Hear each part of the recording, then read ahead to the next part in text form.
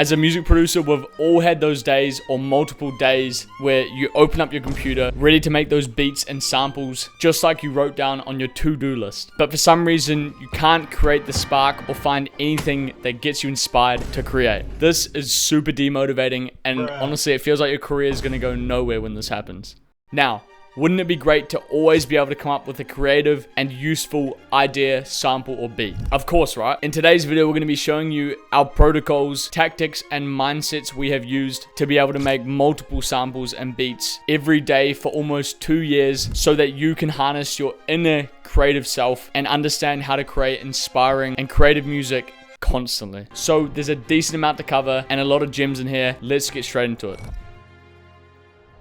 To start, we want to talk about something that we haven't seen anybody else talk about before, and this is all about living a lifestyle and filling your day with things that, one, allow you to be inspired, and two, actually give you inspiration. So here's a couple things that we do that you can implement into your lifestyle to start living more creatively. Firstly, we've got to just listen to heaps of music, old music, new music, different sorts of genres. Find music you like and just constantly be listening to this music. Listen for enjoyment, listen for the techniques that you can hear in the background, the rhythms, the chords, the samples, just everything about the music. Take time to enjoy the music and study it as well, and take notice of the reasons why you're drawn to a specific song or sound, so you can take things from different songs and put them into your own music. Secondly, we've got to just go outside. Now, this doesn't mean just walk outside and be in the fresh air, but it also means to just be out of the house sometimes, be doing different things other than music that use your brain so you're not always thinking about music necessarily. Things like going to the gym and just filling your day with hobbies and doing things you enjoy outside of the house. Eventually, when you come back an hour or two later, you're going to be refueled with your musical creativity, inspiration, whatever, and you're going to be ready to get back into creating music. One super important thing that you can start doing today is to just be conscious that creativity is going to hit in so many different random ways throughout your day as you're going about doing things. It could be literally anything. It could be the weather, it could be some random feeling, a song you hear in a shop, music related or not. These sparks of inspiration and random creativity will just hit you throughout the day. And one piece of advice I want to give you from this video is to start capturing these moments of inspiration and creativity when it hits you. You've got voice memos, so you can record things that you can hear, or if a random melody pops into your head, record it into voice memos and you can put it into an instrument or whatever into FL later on. Write down ideas, lyrics, anything you have into the notes on your phone, on a piece of paper, whatever. Even just shazamming a song when you hear it when you're out and listening to it later. Capturing these moments of inspiration and creativity is super important as they are very special and you can't just grab them whenever. And lastly, playing instruments, learning instruments. Even if you're not necessarily getting music lessons, if there's a guitar in your house, just pick up a guitar,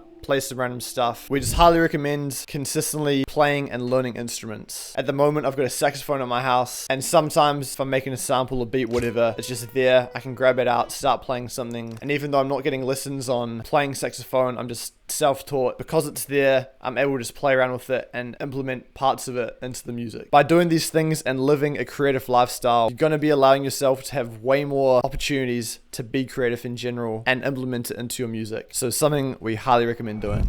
Next, we want to talk about creating those sparks of inspiration. This is a hugely important part of the creative process, getting those initial ideas, and here's some things we do to constantly get them. First thing is browsing music on YouTube, Spotify. You can do this right before getting into a sample or a beat. Even listening to sample packs or type beats on YouTube, you can find some cool stuff out there that you can easily take inspiration from to then get that spark. There's been times when I'll find a random type beat and instantly just by hearing it, I'll get inspired by a layer in it and straight away I'm in the flow. It's almost instant. There's a lot of cool music out there that you can be inspired from. So that is one place to look. The second thing, and this is another really common way that we start beats off with, and this is just going completely with no idea into playing around on a MIDI keyboard. Pull up a random VST, maybe you're scrolling through VSTs and changing up the chords as you go, but by just forcing yourself to go into playing around and improvising, oftentimes within a few minutes you might create something that's cool. Maybe you scrap it, but then you create another thing. This is a good way to come up with ideas, and it can be really powerful just improvising, not having an initial idea, and you create something which then gets you in the flow. And then a similar thing, grab your instrument, improvise on that, start with something physical, musical. Even with your voice, you can start by creating a melody in your head, or start by writing some lyrics and then build off a vocal layer. The fourth thing, this can be really inspiring. Watching one of those famous studio clips on YouTube of artists or producers in the studio, they're just so inspiring. Seeing people being creative and come out with ideas, it is definitely fuel to create that spark. And to go off that, also genius breakdowns, beat breakdowns, sample breakdowns, things like that can easily get you inspired. You hear a layer you like or a technique they use and you want to try it yourself. This is another great way. And then 4, beginning with something completely random, scrapping all those ideas we've talked about and go in with a complete experimentation. It could be pulling up a random VST that you've never ever used, or starting with a perk loop or something completely random. There's no rules to it.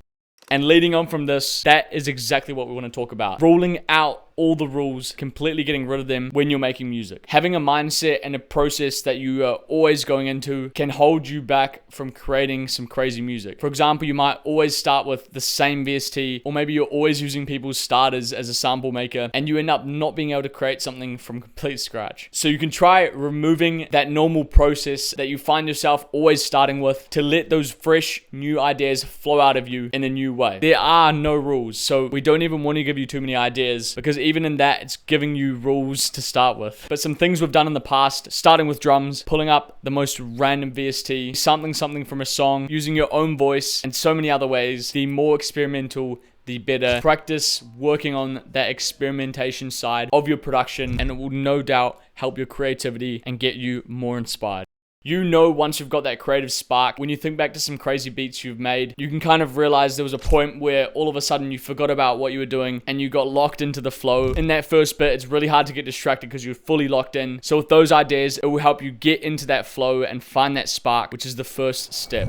Then you need to build on that spark quickly without getting distracted to see if there's potential in it. Because all these sparks of inspiration that you get are temporary, and oftentimes you'll create that cool idea, you may have a few layers down, and then you think it sounds sick, so you play it back and you kick back on your seat, you might pull out your phone, and just like that you can get distracted, get out of the flow, and when you try to get back into it, you can't seem to get back in that same flow state. So you actually need a bit of discipline here. Once you've got that spark of inspiration, there might be a point where you kind of lose a bit of a flow, but if you stick with it and stay in that inspiration until the very end, you will not only have better samples and beats, but more finished products, which we've noticed a lot of producers struggle to get to, possibly because they're removing themselves from the flow before having put all their effort in and writing out the inspiration. So stick with these sparks of inspiration and see how far it really goes.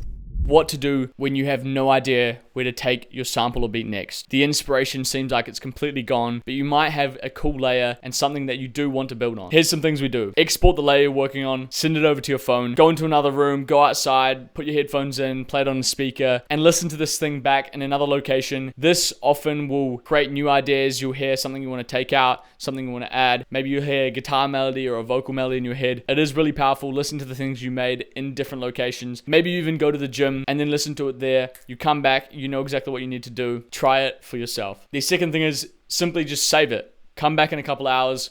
Come back tomorrow. It can be really good to hear what you've made with fresh ears and then decide once you've got more ideas where you want to take it next. And the last thing I would say, before you do those 2 things we talked about, something we like to do is always give it one last shot, the Hail Mary play, and try one bit of complete random experimentation. Like we said, there's no rules, but there are times when you have that layer, you've lost inspiration, and all it might be is, like we said, opening the most random VST or exporting it, dragging it back in, reversing it, maybe putting a halftime on it, and you could be back in the flow. It could sound crazy. Maybe just by doing one of those little techniques, the sample could have evolved and got you more inspired and back into the flow state. Try these things out for yourself. The more you do all these things in your process of making your samples and beats, it's going to help you to create those sparks, get more things finished, waste less of your time, and get better at doing it over and over again. In the last 336 days, we've made 587 samples. If you don't believe me, I'm about to show you. Alright, so you can see here, and some of them have the same name because they're a different pitch and sped up for different genres, which is something we do. Actually, a little tip if you don't do that already. So we go all the way back to January, all the way through to, which is now December. A huge range of loops. We've gone through all sorts of different styles and periods where we're making samples using just piano and vocal, guitar samples. There have been times where we've made samples to sound like they've been sampled, and I think that's super important. Trying out different stuff. This all helps you to get better and take techniques from different samples, genres, whatever, and put them into the music that you make today. And it goes the exact same for beat makers. For example, at the start of this year, before we were going to Brazil, all I was making was trap beats every single day, literally every single day. I don't think I've made a trap beat in the last 2 months. However, if I get some random opportunity that's opened up, somebody needs a trap beat, I can just pull one from back then, send it over to them. Good music is good music. As long as you're always getting better, the music that you make can be used in months and years to come for all sorts of different artists. The amount of good samples per month slowly increases every month. In April, it sort of dipped down. There weren't many good samples that I think of now. But then slowly, May, June, July, as we go through, the samples consistently are better in general. Now, the key to being able to make this much music in a year is literally just down to making music pretty much every single day. You can see here the dates on these things. 1st, 2nd, 3rd, 4th, 5th, 6th, little gap there. 9, 10, 11, 13, 14, 15, 16. Pretty much every single day a loop has been exported, and this is just something we're absolutely massive on. So if you can take anything away from being able to pump out this much music, which results in getting better and better faster, it's to make music every single day. Yes, with making more music, you're gonna make more crap music, but at the same time, you're gonna make more good music and get better at making good music faster. Now, these few things didn't really fit into any specific category when we were scripting this video. However, these thoughts we think are super important to just always have in the back of your head as you go throughout your days as a music producer and as a creative. Firstly, and it's when you're making music anytime, is to try and make music a reflection of anything inside your life. It can be things you've seen, it can be things you've heard, things you feel, all of the senses. If there's something that stands out in a certain day or a certain point inside of a day, do the best that you can to reflect that emotion or that sound into your own music. The thing about doing this is that everybody has completely unique lives. They feel different things at different times. So everything inside of your life is already unique to you, and then flipping it again into making something creative with the skills that you know is just one of the coolest things that can happen, especially when it turns out to be a sick piece of music. Secondly, another thought to keep in mind is when you're creating music, it can sometimes help to picture how you want people to feel when they're hearing your piece of music. For me, this happens especially when making Afro beats, especially with the drum bounce. There's so much feel and groove that you can put into a drum bounce, and it can vary depending on what sounds you use, what rhythm you use. It can be fast, slow, energetic, relaxed, sad, all these different things, and you can create this whole drum bounce and rhythm based on how you want people to feel when they hear it. And lastly, mistakes and accidents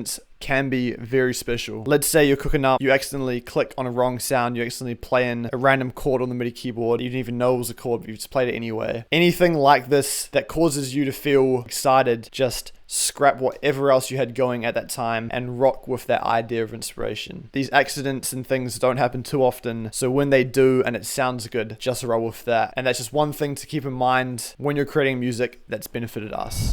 And lastly, to wrap up this video, we want to cover what to do when you have those days of completely no inspiration at all. You need to understand some days it can be like this. You can have no inspiration. You try in the morning, try to cook something up, it's not working. You come back later on, it's not working. Afternoon, at night, and nothing seems to be clicking. This can be super frustrating. You had a to-do list to do. You were meant to be making something and sending it out to somebody else. And on these very rare occasions where it's one of those days where absolutely nothing is clicking, the only thing we can say is just work on other areas of your life that don't need any creativity at all. This can be finding new producers or artists to send samples, beats to, filming and posting some content, throwing up a story, general admin tasks, or even, like we've mentioned earlier in this video, practicing an instrument. And these things will allow you to still be putting time and energy into your music business, but just in different ways. And also, just an extra thing to add, you can still hit a good gym sesh with absolutely no creativity. You can still get outside, learn about things, read, do whatever else you usually do that isn't making music. So don't let these zero creativity days affect your mood or process. It's just a part of the journey, and it could just be a good sign that you need to go and work on some other things in your music business or in your life. Now, don't use this as a cope to say, oh, International said it's fine to have no creativity. These specific days are literally once every couple months or so maybe even once every 6 months, a year, whatever.